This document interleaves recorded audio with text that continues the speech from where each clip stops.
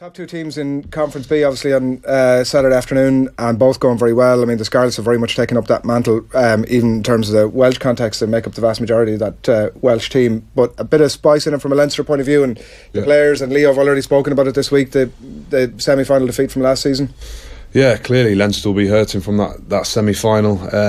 Scarlets are in great form. I mean, they had a disappointing loss away to Treviso last week. But you look at the Welsh squad; it is pretty much the Scarlet squad. I think they've only got 2 players back from Welsh squad, so those 2 guys will make a small difference. But I mean, going to the RDS depleted with as many players as they're missing, it's going to be a hard ask. But saying that, Leinster are missing a load of players as well. But yeah, Leinster will definitely be hurting. I was reading this morning, so Ross Maloney was talking about that. The guys have been talking about it during the week, how much they're hurting from the previous game with the Scarlets, and an area where they probably lacked against Scarlets in the past is the breakdown.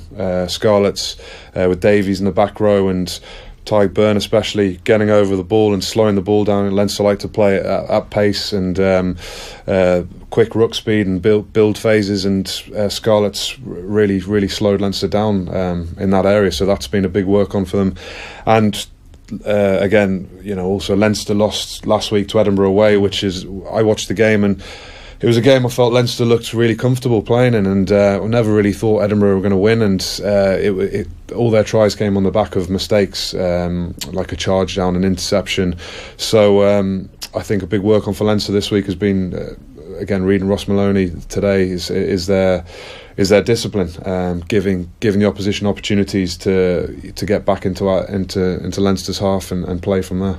When you look at the Scarlets team, they're en route, I know it's a bit early to be saying this, but they're en route to being one of the best Welsh club sides of the professional era, because I suppose they don't have much to come up against. Like when you were playing for Leinster, did you look at a Wales team, particularly in Europe, and start rubbing your hands together and saying this is going to be an easy win?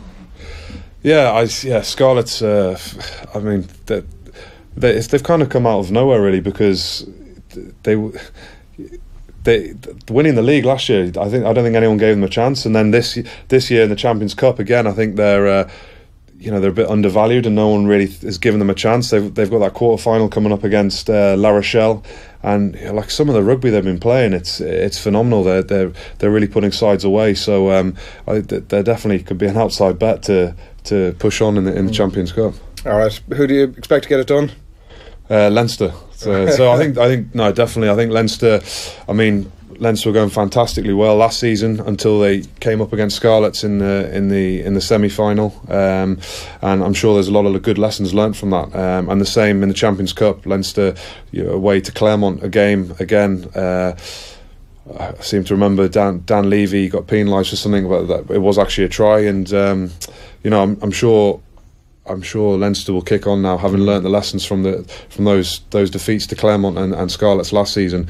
Their form has been phenomenal, and with Stuart Lancaster having the whole season here, he's been a revelation for the squad. He's a great coach, and he came in last season like a quarter of the way through the season. So the fact he's kind of been embedded there from there since pre-season is I can't see them.